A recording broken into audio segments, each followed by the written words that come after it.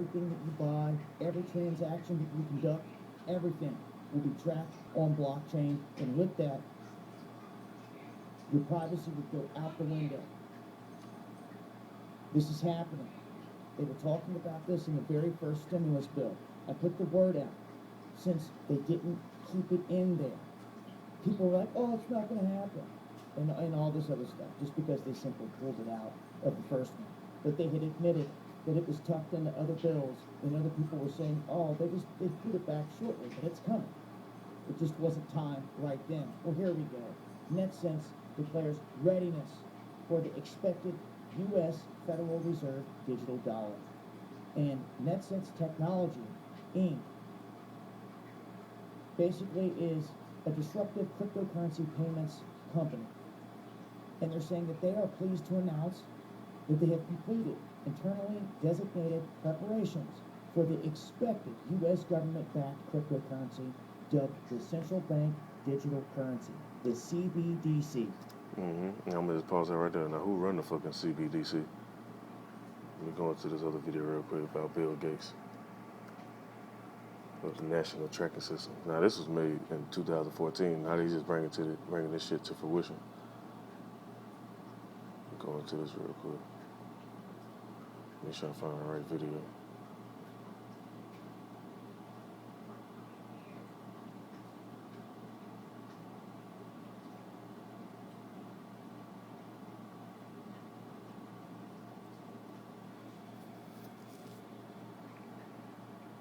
We hear it over and over from investors.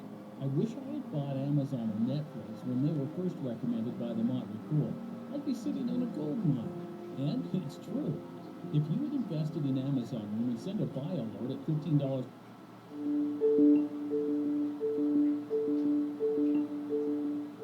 Well, the good news is that China did their shutdown, and they did it in a very serious way. And after a 6-week period of a shutdown that's more extreme than even the best states in the United States are likely to do, they were able to start opening up again. And the total number of cases there is very, very small. So that's very good news. And as people are developing models, they look at that Chinese data, they look at how the South Korean numbers have gotten under control. So we're entering into a tough period that if we do it right, we'll only have to do it once for 6 to 10 weeks. But we have to do it, it has to be the whole country. We have to raise the level of testing and the prioritization of that testing quite dramatically in order to make sure we go through one shutdown so that we take the medical problem and really stop it before there's a large number of deaths. We do then get an economic problem, which is why you want to minimize the amount of time, and having states go at different things or thinking you can do it county by county, that will not work. The cases will be exponentially growing anywhere you don't have a serious shutdown. So even because folks look, people who want sort of county by county or say, you know, let's get back online faster, say, well, look, in some states there's less than 200 cases. In many states there's less than 200 cases right now. You're saying even in those states, the same kind of shutdown needs to occur? Well, let's say you have 100 cases, and let's say you don't do a shutdown, then it grows 33% per day. So you take 100, you get 1,000, you get 10,000. It's exponential growth. If you're not stopping it, the sooner you engage in the shutdown, the easier it is to get to that peak. We have not peaked. The parts of the country that aren't shut down, in late April, we should start to see the numbers peak there. They'll still be too high to open up, so you'll probably have to go another month to really get those numbers down. But any part of the country that has cases, and truthfully, because of our problems with testing, because we're not prioritizing testing the right way, that a lot of those places actually do have cases. But even if they have the 100, that will grow, and people do cross county boundaries. And so basically the whole country needs to do what was done in the part of China where they had these infections. this is the same guy that was behind that Zika virus down there in Florida. And this is, this is shit they do, man. These Edomites, they pull this stuff off. The main thing they really want to do is bring forth this RFID chip so they can track people. And there was another video that I seen too that goes in and talk about this damn national tracking device. Right, this might be it. Right, I need to double check.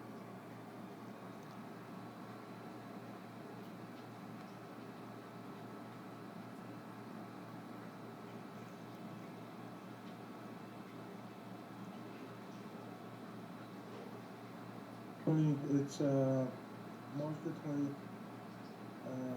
1:30. Yep, it was an article that came out on Forbes. It said Bill Gates calls for national tracking system for coronavirus during Reddit AMA. So you want to look into a tracking system? Let's go into this real quick.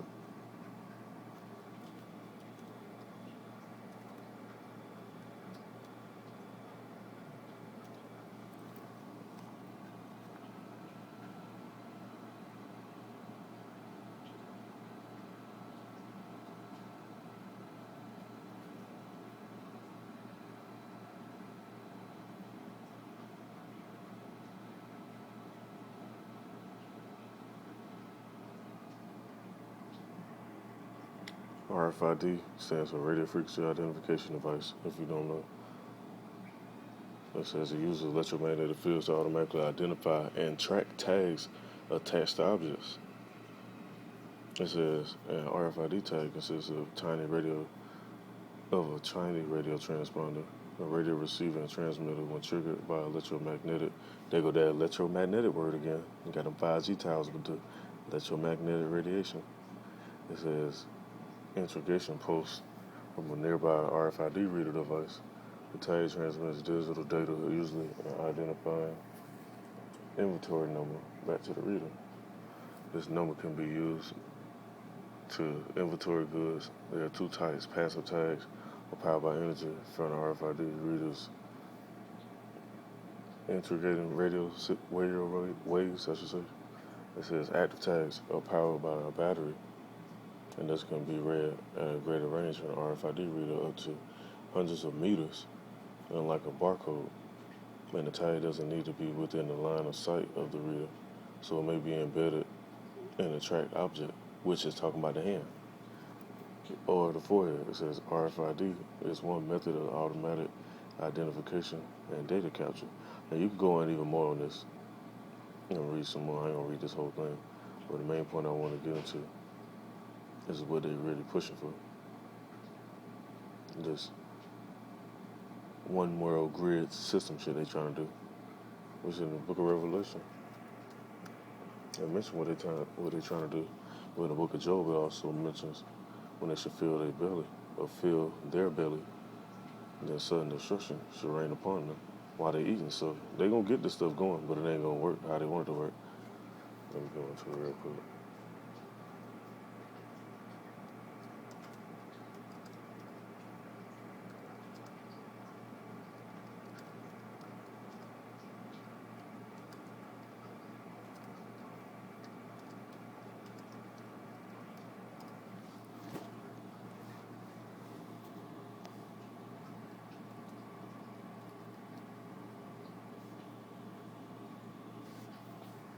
I'm gonna pull up some more videos that actually show what they really doing with this. We'll go further into it. It's in the Book of Revelation, chapter 13, verse 17. It says, "And that no man might buy or sell, save he that had the mark or the name of the beast or the number of his name." Now, close that out. Now, if you've been aware of what's been going on with these new phones, notice they've been coming out with a lot of new Apple phones and different phones with Apple Pay or whatever other little shit they got on there. Mainly Apple Pay though.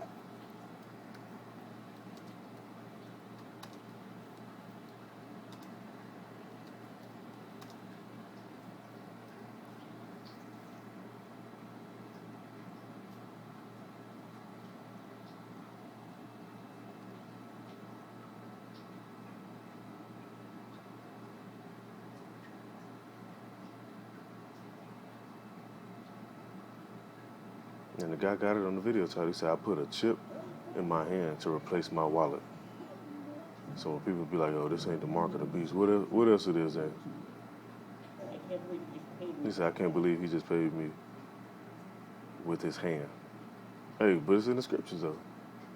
It's been prophesied years ago, thousands of years ago, it was about to happen right now. Let me let this video play. And you see, that's the main thing I want to show right there, with the phone on there.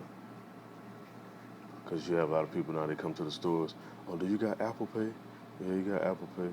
Or you got the chip in your card or whatever. Hey, the next step, which is already here anyways, this ain't been made mandatory. But it's going to be made mandatory. Is this chip in the right hand and in the forehead. Put your hand up, and you're good to go.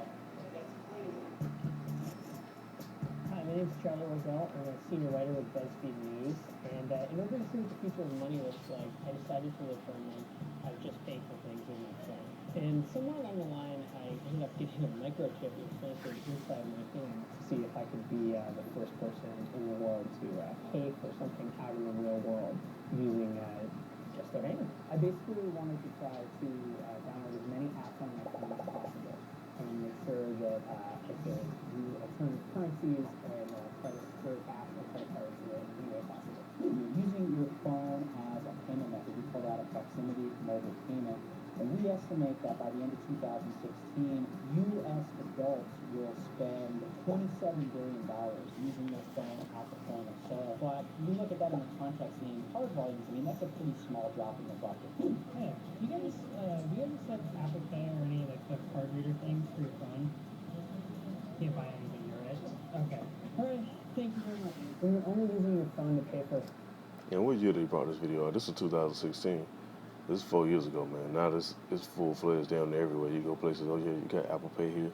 Most of these stores, they got Apple Pay in there. That's really for the RFID chip, because the chip is actually in these new iPhones. You find that you're sort of pushed to two extremes. Really big chain stores or really small, niche, kind of overpriced coffee shops and places like that.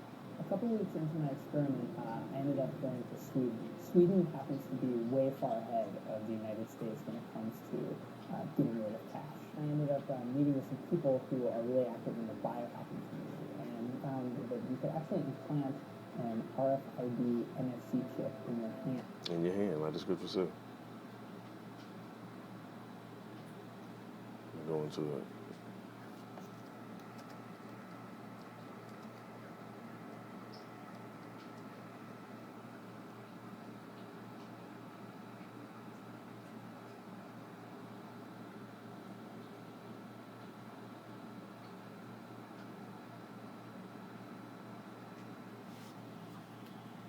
It's the book of Revelation, chapter 13, verse 16. It says that he calls them all, both small and great, rich and poor, free and bond, to receive a mark in their right hand or in their foreheads. And it's clear as day, man. That's what it says. You got Esau, he with the shits. He already got the chip. Deep breath. And exhale. And so I figured if I could put it in my hand, maybe I'd be able to pay for something with my hand. Nice. Yep. Keep breathing. How's it feel?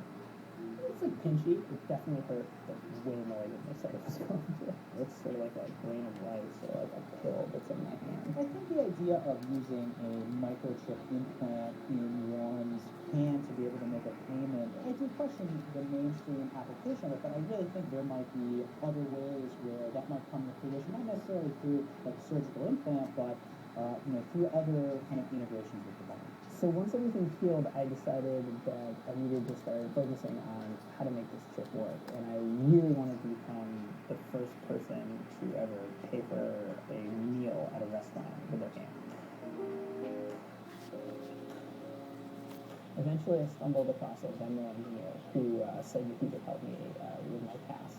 What they decided is that they would put my Venmo unique user ID onto my chip, which would basically make it so that any phone would recognize my hand as a Venmo app. You're gonna write your secret chip into Venmo, and you're gonna go up there. They're gonna scan your hand, put how much you owe.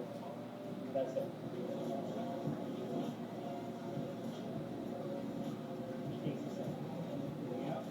So you're good to go. That was so sick, dude. Yes!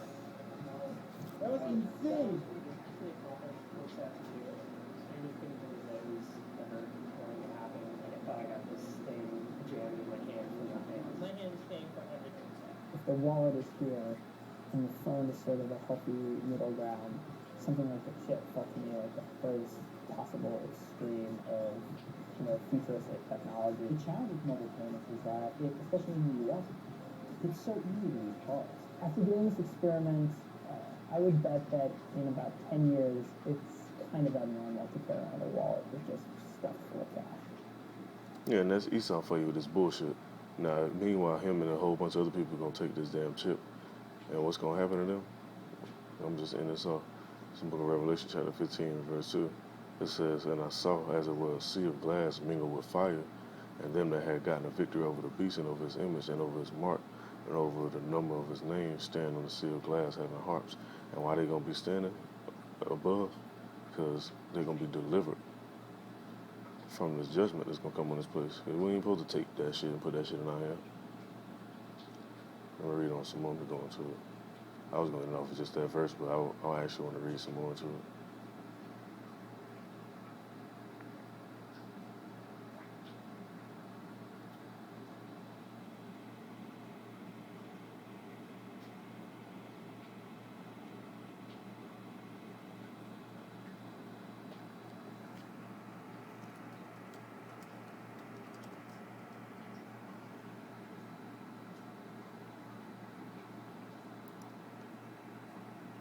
This is the main point. It's the book of Revelation, chapter 20, verse 14. It says that death and hell were cast into the lake of fire. This is the second death. And they're talking about this place over here. Once them nukes go off, that's the last hoorah, so to speak, like they say in military terms. That's the last thing that's going to go down, man. After all these plagues and all this other shit hit. And it says if anyone was, hold on, let me make sure I read that right, because they got a different translation over here.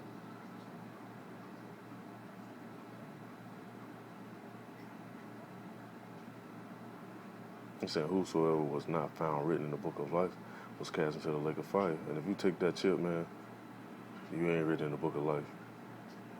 And like I was making a little inside joke with some of the Akim I know.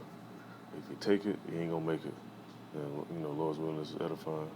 Call all y'all by Shin Yahweh Shah, and Shalom to the elect.